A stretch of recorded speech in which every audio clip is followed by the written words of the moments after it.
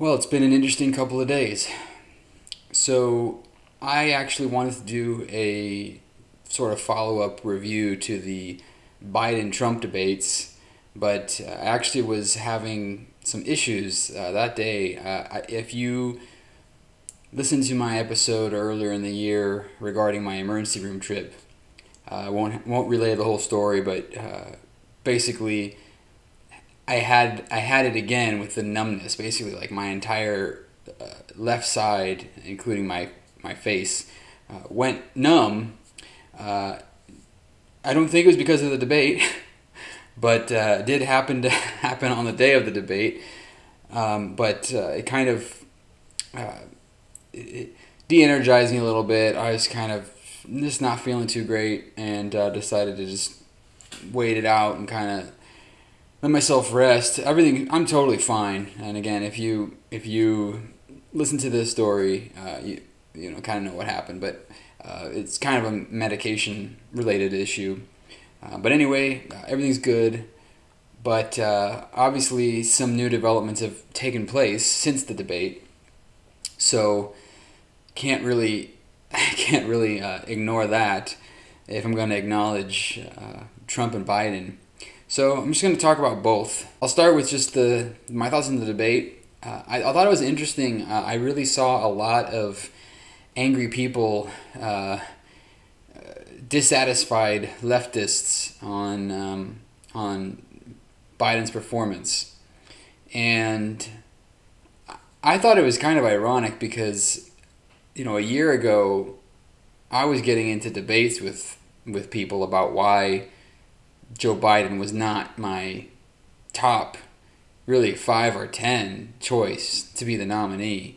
And I had a myriad of reasons for that. And I always got a lot of, not always, but a lot of times I'd get pushback on, well, Biden's the best suited to beat Trump, and just thinking that he's the ideal candidate for whatever reason.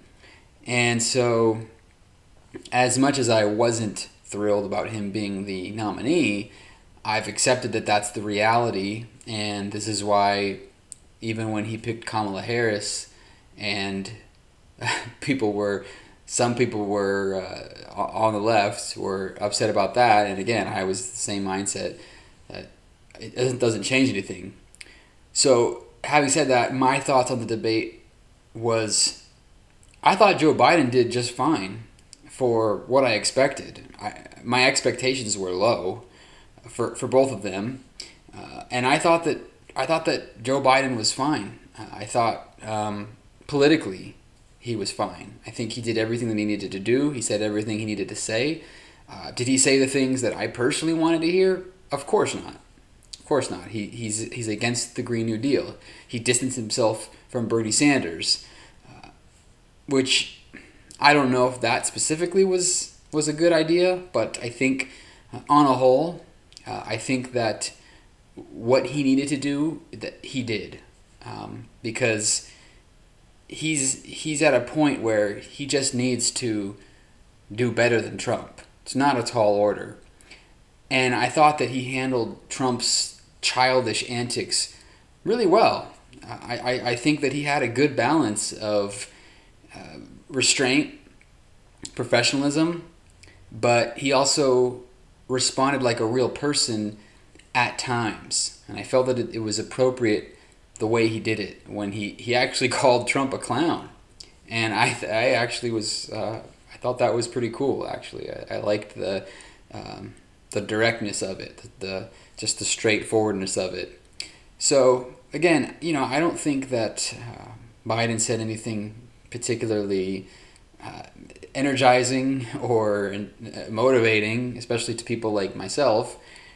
But I think he did what he needed to do. I think for the purposes of where we were at, I think he handled everything really well. And the thing that I find ironic is the people that I argued with a year and a half ago on the merits of Joe Biden as the nominee are some of the people that are voicing their upset about Biden's performance.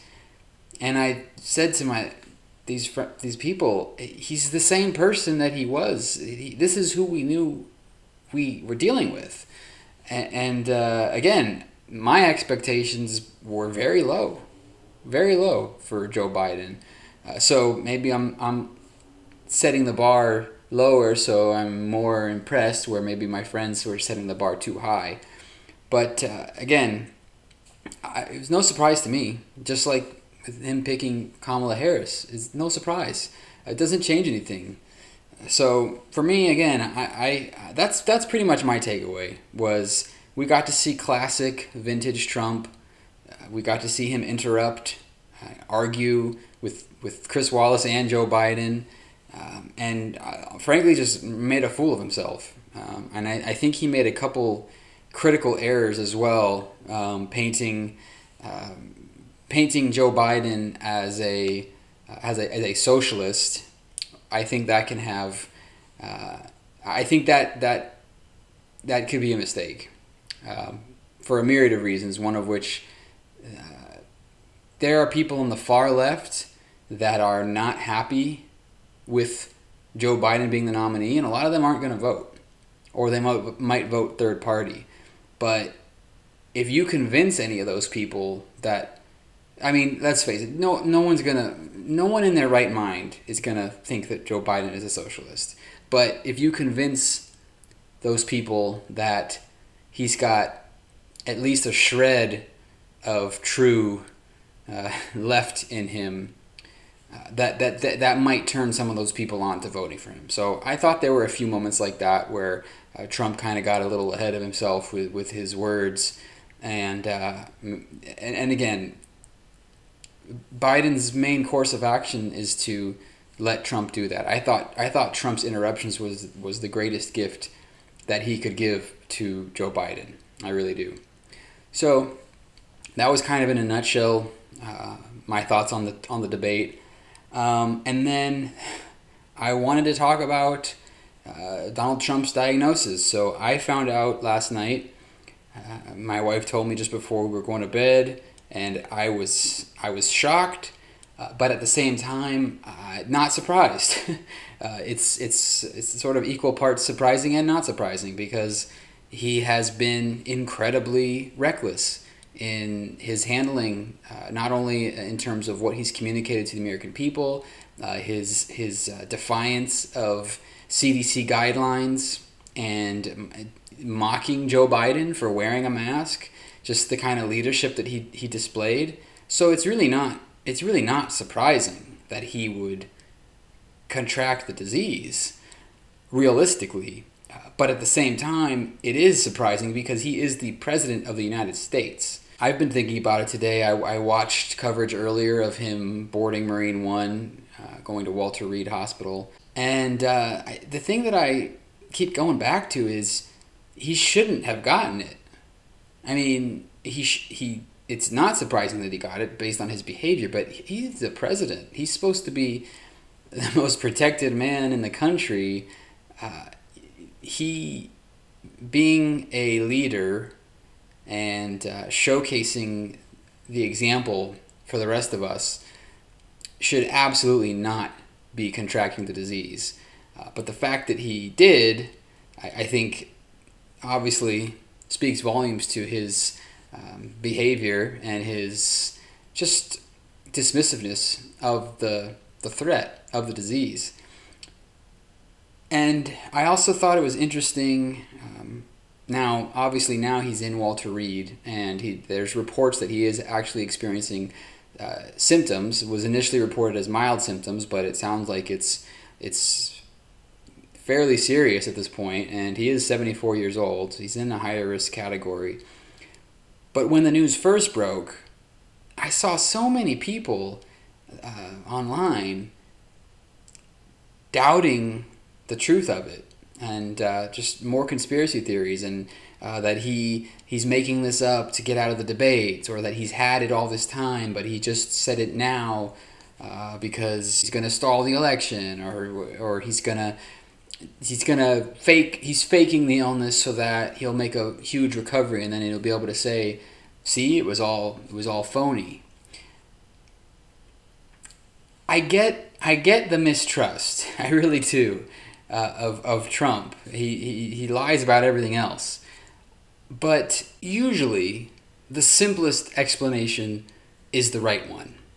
And in this case, it really fits with the story for him to have COVID. Frankly, I was kind of surprised he didn't get it sooner. I thought that there was probably a good chance that he would contract it because he clearly demonstrated a high level of flippancy towards the reality of the disease. But that was essentially my thought on that. And it's kind of a moot point now because he's been hospitalized, so it seems that he does in fact have COVID-19 and is not faking it. Also, I don't think that it's particularly good from a strategic standpoint for him and his campaign for him to contract COVID. I just don't think that would be, if he were, I don't think faking COVID would be a smart move for him.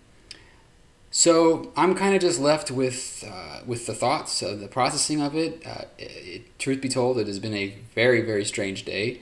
It's interesting. It's historical. I know that. This is going to be a moment in history, regardless of what happens here, because it's been a hell of a year. We know that. So I don't know. We're gonna see how it's gonna play out in the next few days. I have concerns either way. I have concerns if something happens to Donald Trump, what that might spawn in this country.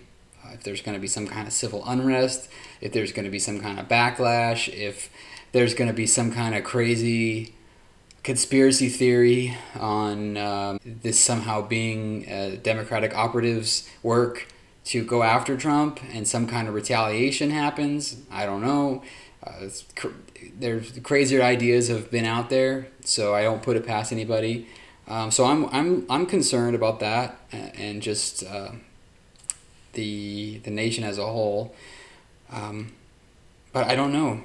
I don't know what's going to happen, and this is definitely unprecedented times, which seems like it's the 20th time that that's happened this year, that we've faced something unprecedented, particularly in my lifetime anyway.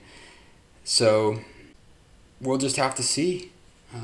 I'm going to be keeping a close eye on the situation, and I know that this president was mocking Joe Biden for wearing masks, and his behavior publicly has been far short of good leadership. So anyway, I'll be checking in with you again very soon. We'll keep our eyes on this story as it develops. Hope you all have a great rest of your day. And remember, don't be afraid to question the consensus.